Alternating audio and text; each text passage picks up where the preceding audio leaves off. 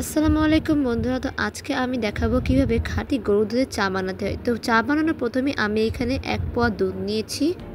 কেননা আমি 2 কাপ চা বানাবো, আপনারা আপনাদের পরিমাণ মতন দুধ নিতে পারেন। তো প্রথমেই দুধ চা বানানোর আগে দুধটাকে ভালোভাবে 3 বার করে জাল দিয়ে নিতে হবে। যখনই দেখবেন এরকম উপরে ফেনা ফেনা এবং উপরে চলে আসছে দুধটা, তখনই মনে করবেন এটা বলক উঠে গেছে। তো তারপরে এটা 3 বার এরকম বলক ওঠার পর নিভে দিবেন। নিভে কেন দিবেন সেটা আমি একটু পরে জানাচ্ছি। এই দুধ চা রেসিপিটা আমি সাধারণত যারা একদমই নিউ প্রথম রান্না করে শিখছে তাদের জন্য স্পেশালি বানিয়েছি। ও হ্যাঁ বন্ধুরা, যখনই বলক উঠে যাবেন তখন চুলার আঁচটা একদম মিটি আঁচে দিয়ে দিতে হবে। এবার যখন দুধের ফেনাটা নিচে নেমে যাবে তখন জালটা আবার বাড়িয়ে দিতে হবে। এভাবে 3 বার বলক দিয়ে নিভিয়ে দিবেন।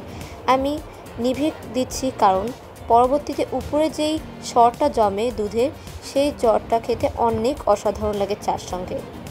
অনেকেই দুধ চা বানানোর জন্য পানি ব্যবহার করে, কিন্তু আমি এখানে দুধ ব্যবহার করব।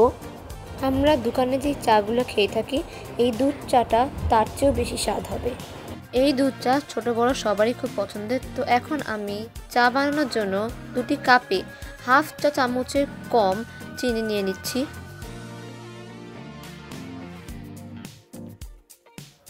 উপস, আমার চিনি পড়ে গেছে। এটা হতেই পারে, যে কেউ রান্না করতে গেলে এরকম ভুল হতেই পারে। বিকেলের নাস্তা হিসেবে বা কারো মাথা ধরলে বা ঠান্ডা লাগলে এই দুধ চাটা অসাধারণ একটি খাবার হয়।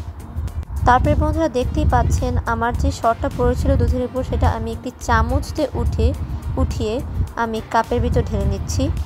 চা খাওয়ার সময় এই সরটা অনেক মজা লাগে।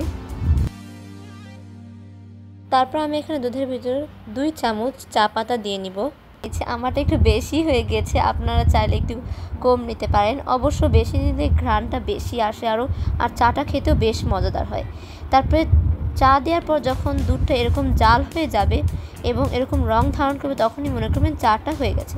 তারপরে আমি চাটা ছেঁকে আমি কাপের ভিতর ঢেলে নিলাম। তারপরে তৈরি হয়ে গেল আপনাদের সুস্বাদু খাঁটি গরুর দুধের চা।